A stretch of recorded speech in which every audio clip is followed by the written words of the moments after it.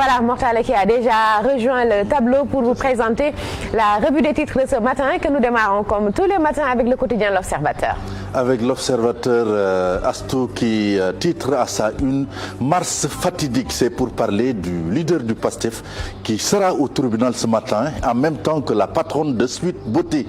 L'Obs également nous raconte les deux options qui s'offrent au juge du 8e cabinet. Ousmane Sonko qui a averti hier le pouvoir et qui a alerté le peuple, c'est par rapport à sa sortie d'hier. L'Obs également fait une immersion à Maya et Ndjirda, c'est dans le royaume d'enfance de Adji Sarr. On en parlait, tourisme, les chiffres de l'agonie, c'est dans l'oreille de l'Observateur. Et puis, affaire de mœurs, les mariés, les images obscènes et la vengeance qui tourne mal.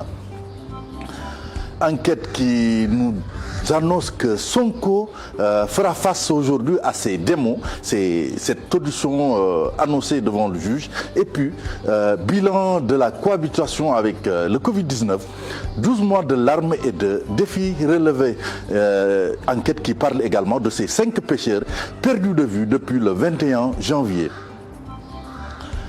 Le quotidien qui nous dit que Sonko se plie à l'instruction, c'est sur les conseils de son marabout, de ses avocats et de la société civile. Sonko qui dit dans le journal qu'il ira répondre même s'il ne croit pas à la justice. Et puis Balise, Yorodia nous parle des politiques et les tartufferies religieuses. Le Soleil qui nous donne les chiffres d'une gestion maîtrisée de la pandémie, c'est un an après le premier cas de coronavirus décelé au Sénégal. Et puis Macky Sall, au deuxième forum de Assouan, Macky Sall pour une gouvernance mondiale plus juste. Tribunal de Dakar, c'est un mercredi de tension, c'est Libération qui l'affiche à sa une. Ousmane Sonko et Ndeye Khady Ndiaye face au juge du 8e cabinet à 9h et 10h. Le transporteur interrogé hier. Et puis tourisme et hôtellerie, faillite du plan de relance, 40 000 emplois perdus. Tribune qui dit que Sonko risque d'être muet face au juge. Et puis Khalifa Sall également qui entre en rébellion. Il dit dans Tribune, nous appelons tous à une résistance nationale. Walf Quotidien qui s'intéresse aux bonnes feuilles du magistrat Souleymane Teliko. Walf Quotidien qui nous dit que Teliko diagnostique une justice sous cloche. Il n'y a pas de système assez fort pour empêcher un lâche de se coucher. Et puis, secteur du tourisme, 50 milliards de promesses non tenues, 40 000 emplois disparus en un an. Et puis, Sonko finalement au tribunal. C'est sur le bandeau de Walf Quotidien. Pourquoi je vais répondre à la convocation du juge dit Ousmane Sonko. Les Échos qui nous parlent de ce lourd impact de la Covid-19, l'industrie touristique totalement à l'agonie. Et puis, affaire Ousmane Sonko, Adji Sarr, c'est un soulagement pour le journal qui titre « Ouf, Sonko va répondre finalement au juge ». L'AS qui nous donne les comptes et mécomptes d'une année Covidée. Et puis, en pied de page, jour fatidique pour le leader des Patriotes. Source A qui nous parle de l'an 11 de la gestion de la pandémie du coronavirus.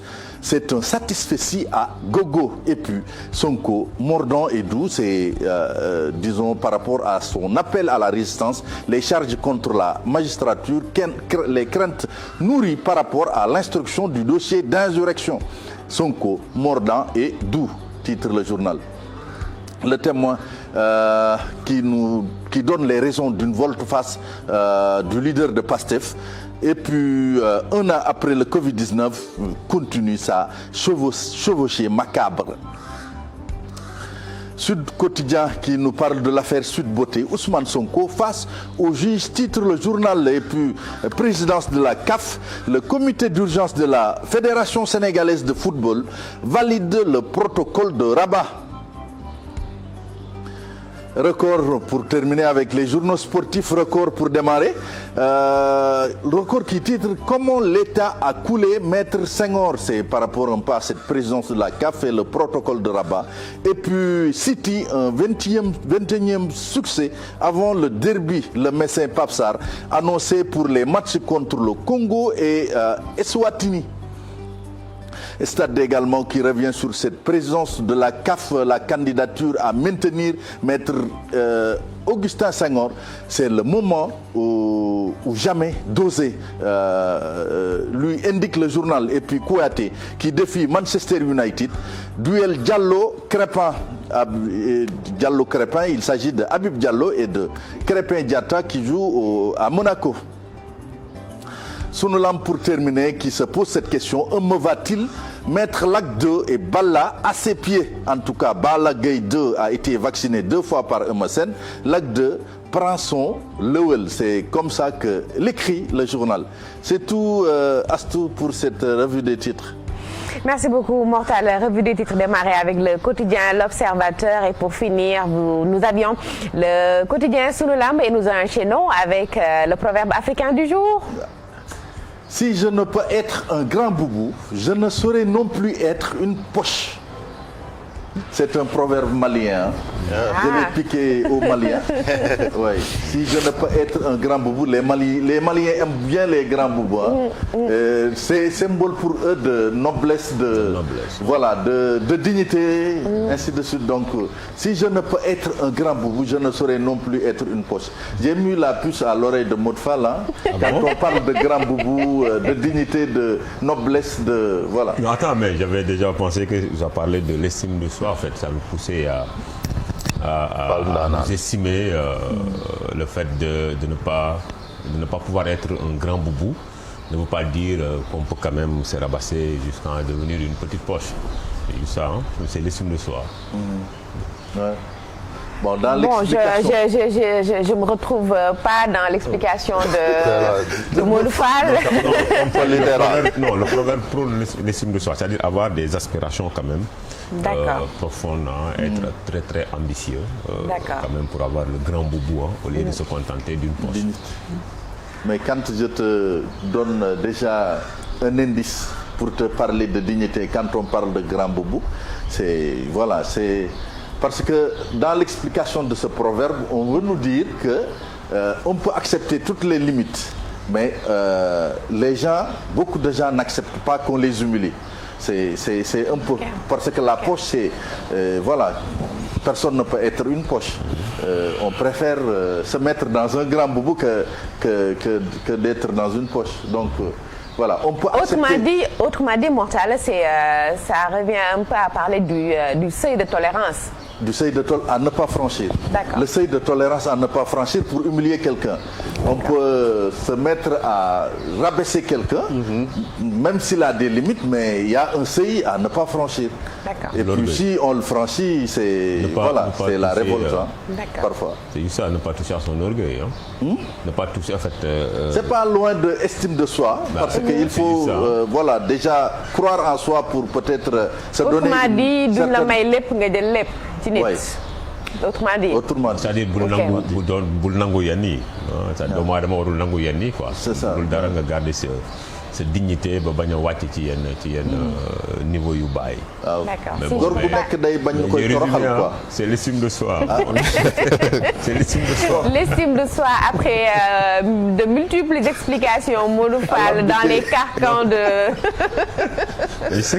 l'interprétation du proverbe africain de ce matin qui nous vient du Mali, qui n'est pas très loin de chez nous. Le Mali et le Sénégal, la Gambie, c'est pratiquement un même peuple, Mortal. Vous êtes de Thiès, vous savez de quoi je parle. Oui.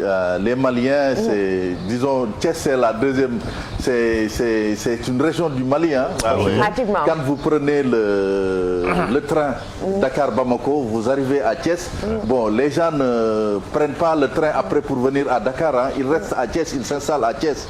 Il y a même des quartiers, Bambara, Bambara, oui. Bambara, voilà, il y a un quartier célèbre à Thiès qui s'appelle Bambara. C'est des Maliens qui s'étaient, disons, installés, qui ont quitté le Mali, qui sont installés dans ce quartier-là. Je pense aussi à Pench Alinger, il y a Konyo Bambara, de grandes concessions avec des familles Bambara. C'est pas loin des chemins de fer. Bien sûr, c'était Balabé. C'était Balabé. C'était Boris Kilo. C'est ça, c'était Niak. C'est le même peuple, hein? En tout cas, on maîtrise sa région, non? On maîtrise bien sa région. Mais c'est quoi de plus normal, Modou Fall? Quelques contradictions, hein? Non, Modou Fall, il faut lâcher le mot. Vous avez failli dire Sa Thiès, n'est-ce pas? Sa Thiès. En tout cas, c'est important ce métissage culturel. Aujourd'hui, il y a des familles qui étaient venues il y a de cela des décennies, qui ont aujourd'hui des familles entre guillemets métisses. Il y a un métissage culturel entre le Mali et le Sénégal. Malheureusement, moi j'en suis le fruit.